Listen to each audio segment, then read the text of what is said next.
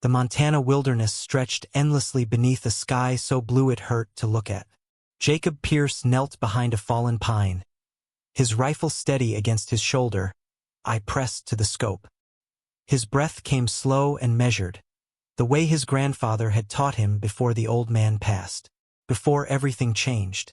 43 years old, weathered skin, hands calloused from a lifetime of hunting these mountains.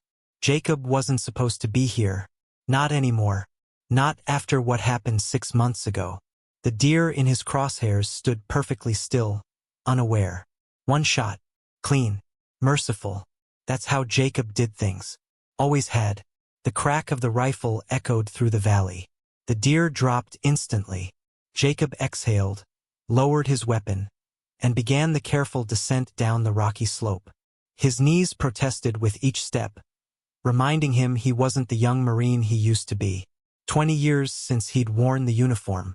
20 years since Afghanistan. Since the incident that earned him a dishonorable discharge and a reputation that followed him like a shadow. Back at his cabin, Jacob's phone buzzed for the 100th time that week. He ignored it. It was probably Bill Henderson from the hunting lodge, or worse, that journalist from Denver who wouldn't stop calling. Everyone wanted a piece of his story. Everyone wanted to know about the sniper who got kicked out for disobeying orders. The sniper who refused to take a shot. The cabin sat alone on 12 acres of forest, miles from the nearest town. Jacob had built it himself after returning from the war, needing space between himself and a world that didn't understand. Didn't want to understand. He cleaned the deer with practiced efficiency, his mind elsewhere. On the tribunal. On the officers who called him a coward. On the 19-year-old kid he'd refused to shoot in Kandahar, despite direct orders. Command said the kid was a spotter for insurgents. Jacob's scope said different. Said the kid was just a shepherd watching his flock. They stripped his rank. Called him unreliable. Dangerous. Said his judgment couldn't be trusted. Jacob hung the venison in his smokehouse and washed his hands at the outdoor pump. The water ran cold and clear, straight from the mountain spring. This place was his sanctuary, his penance, his prison. That evening, headlights cut through the darkness. Jacob tensed, hand moving instinctively toward the rifle by the door. A black SUV rolled to a stop in his driveway. Government plates. A woman stepped out, mid-30s, dark suit, eyes that took in everything at once. She walked with purpose, unafraid of the isolated location or the man with a gun reputation. Jacob opened the door before she could knock. "My name is Sarah Chun," she said. "I'm with the FBI. We need to talk about your skills, Mr. Pierce." "I don't have skills anymore," Jacob replied. "I have a garden and a lot of silence. That's all." Sarah didn't blink. A domestic terrorist cell has taken 17 hostages in the Bitterroot National Forest. Former military, heavily armed, they know these mountains. They've already killed 2 federal agents who tried to approach their compound. "Not my problem," Jacob said, starting to close the door. "They have children in there, Mr. Pierce. 3 kids under the age of 10. And they've rigged the entire area with motion sensors and tripwires. Any direct assault will result in mass casualties." Jacob's hand paused on the door. Sarah continued, her voice steady. "We've reviewed your record. All of it. Including the classified files from Afghanistan. We know why you were really discharged. We know you identified that the so-called terrorist compound was actually a school.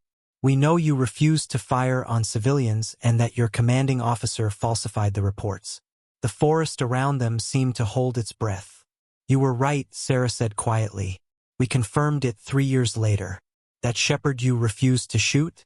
He helped coalition forces identify actual insurgent locations.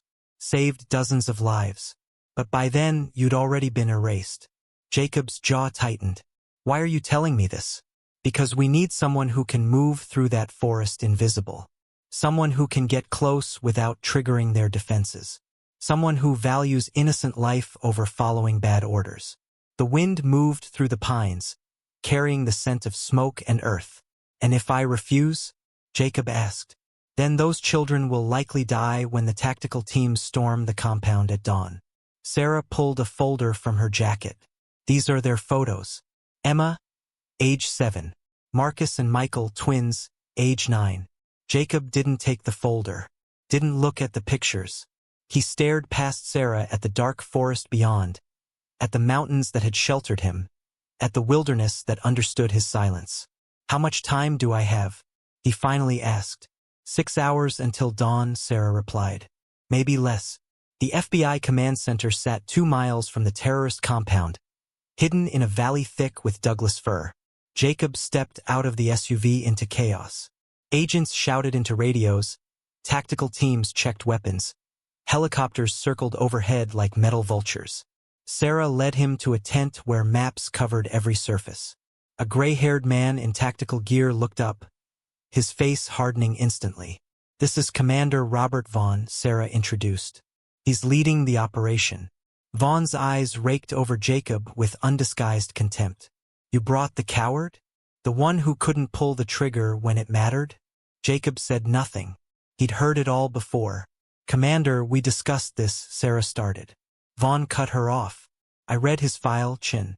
Dishonorable discharge. Refused direct orders in a combat zone. And now you want me to trust him with the lives of 17 hostages? The tent fell silent except for the distant thrum of helicopter blades. Those orders were wrong, Sarah said firmly. The investigation proved it. The investigation came 3 years too late, Vaughn shot back. He turned to Jacob. You think you're some kind of hero? You think your conscience makes you special? I've got good agents who follow orders, who trust the chain of command, who don't second-guess in the field. Jacob met his gaze. How many of those good agents are dead because they walked into the tripwires? Vaughn's face flushed red. You don't get to question my people. I'm not questioning them, Jacob replied evenly. I'm questioning you. You sent them in blind. You treated this like an urban raid instead of a wilderness siege. Those men died because you didn't understand the terrain.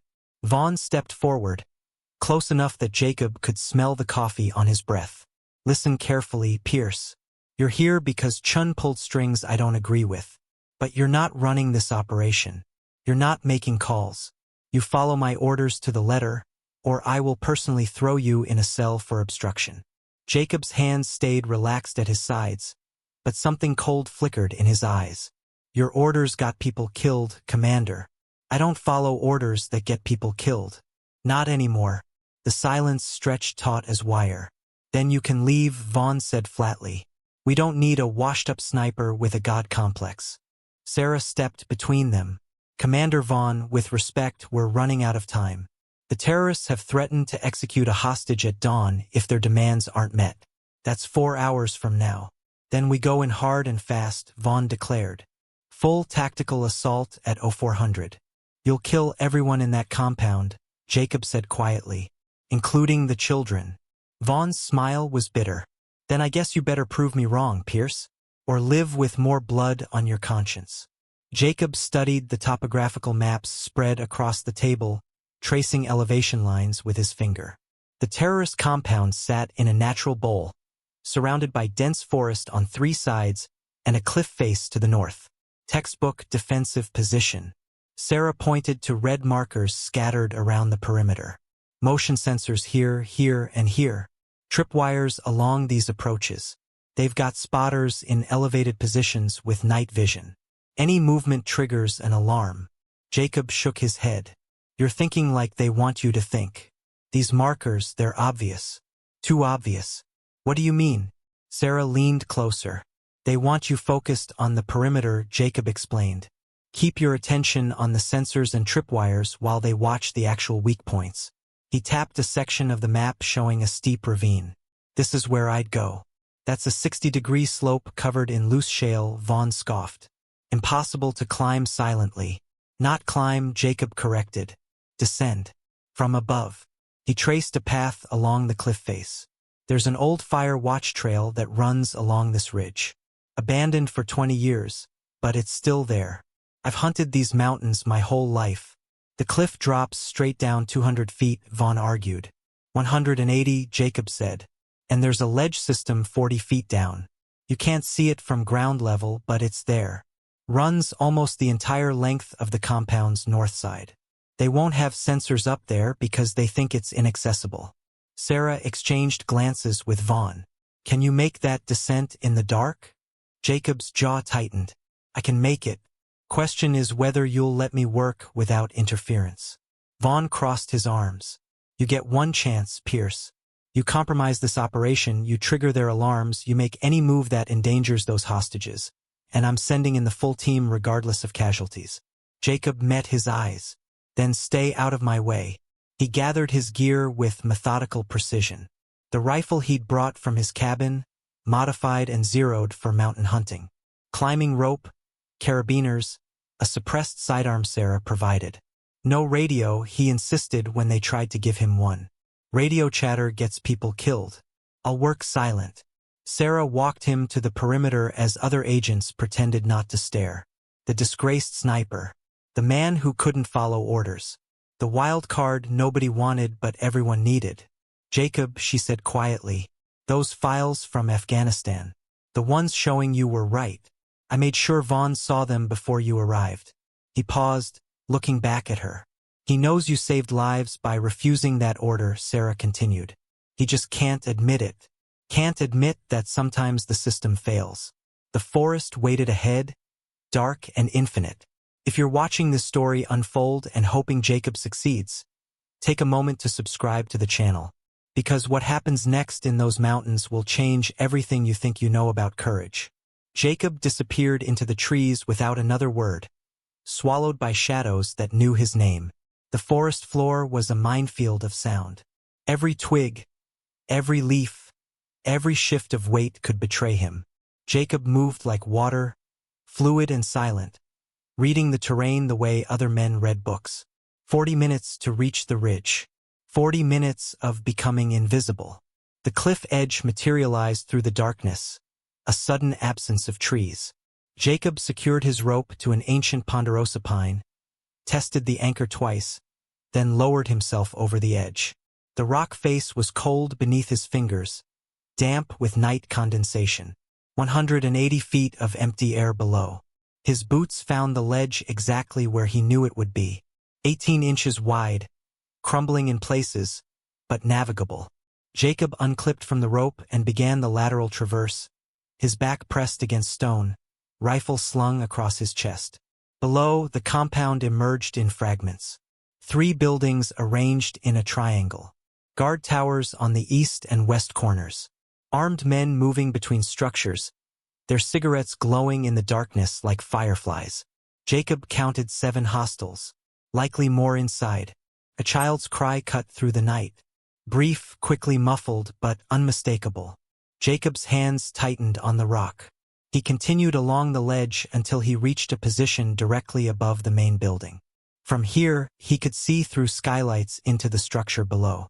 17 hostages bound and seated against the far wall. 3 children huddled together. Guards pacing with automatic weapons. The leader stood by a window, phone pressed to his ear. Jacob recognized him from the briefing. Marcus Delacroix, former Army Ranger, dishonorable discharge for extremist activities.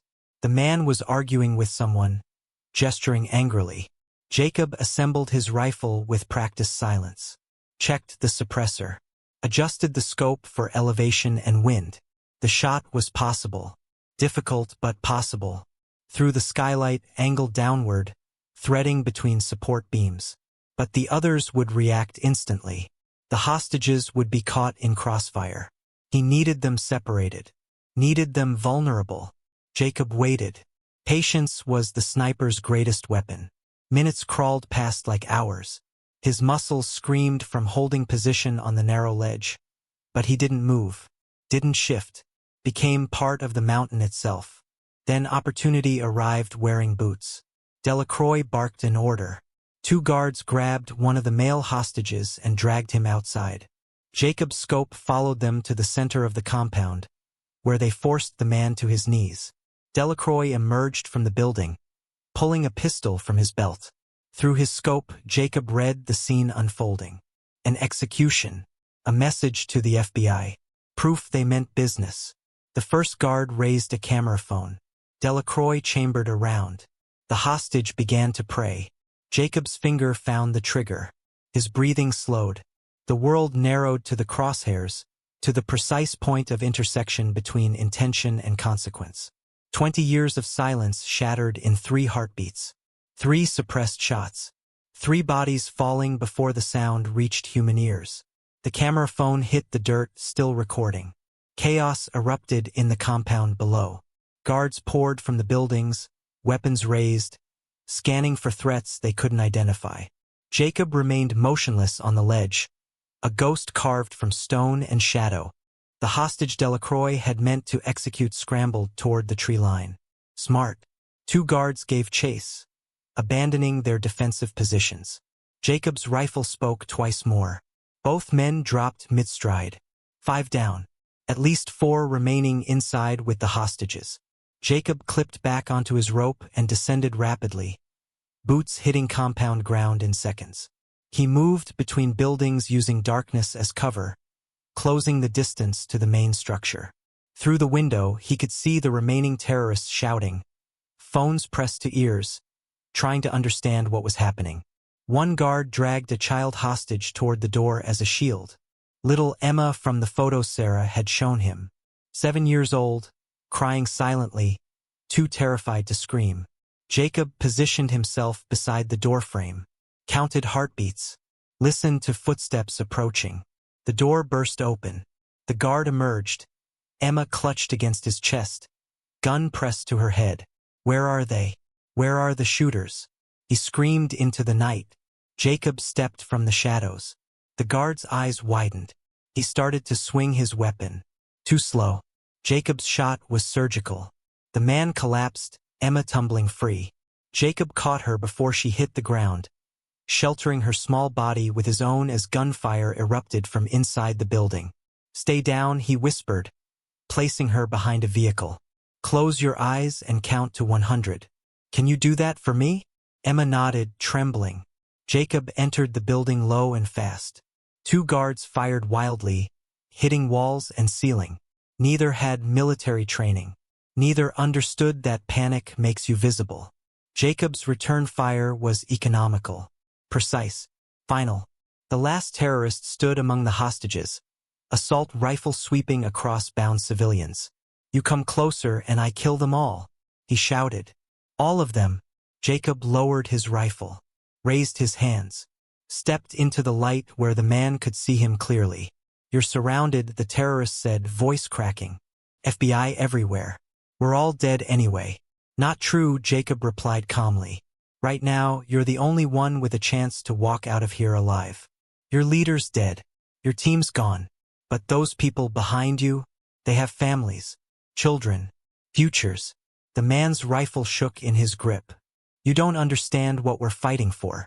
I understand you're one decision away from being a murderer or a survivor, Jacob said. I understand those kids in the corner didn't ask to be part of your war. The twins, Marcus and Michael, stared at Jacob with wide eyes. Put down the weapon, Jacob continued, his voice low and steady. Let these people go home. Make one good choice today. The silence stretched impossibly long. Then the rifle clattered to the floor. The man's knees buckled. He covered his face with his hands and wept. Jacob zip-tied him, then began cutting the hostages free. Emma ran to her mother. The twins clung to their father. Outside, helicopter spotlights flooded the compound. Tactical teams swarmed in, Vaughn at the lead, weapon raised.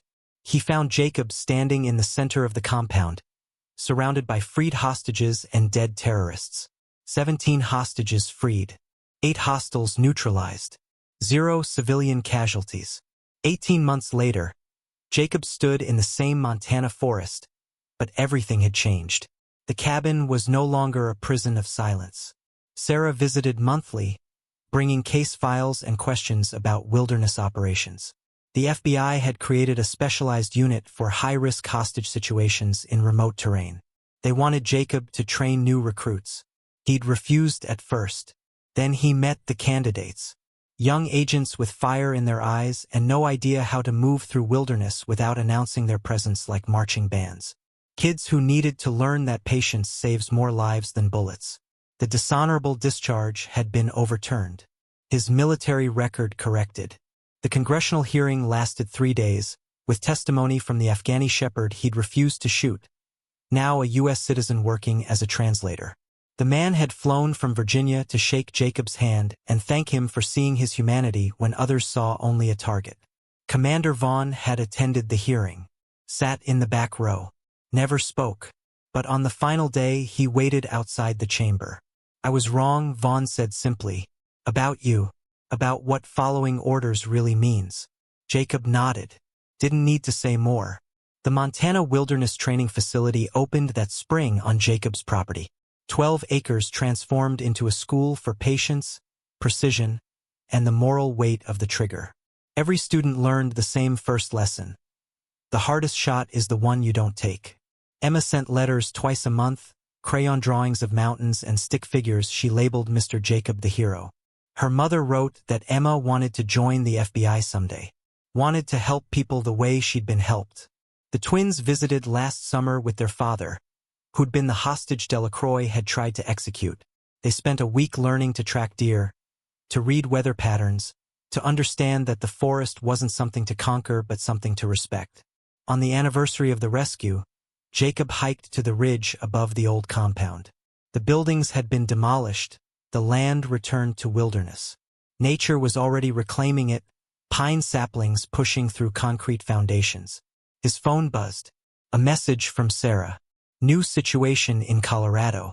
Cult leader, armed followers, children involved. "We need you." Jacob looked out over the valley, at the endless green, at the mountains that had sheltered his shame and witnessed his redemption. The forest had taught him that silence wasn't weakness, that patience wasn't cowardice, that the measure of a warrior wasn't in orders followed but in lives valued. He typed his response. "When do we leave?" The wind moved through the pines, carrying the scent of possibility. If the story moved you, if you believe in second chances and the courage to do what's right even when the world calls you wrong, please hit that like button and subscribe.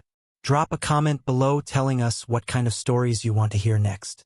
Share this with someone who needs to remember that redemption is always possible, that one person can make a difference, and that true strength lies not in the shot you take, but in knowing when to hold your fire. Thank you for watching until the end. Until next time, remember, heroes aren't born in moments of glory. They're forged in moments of impossible choice.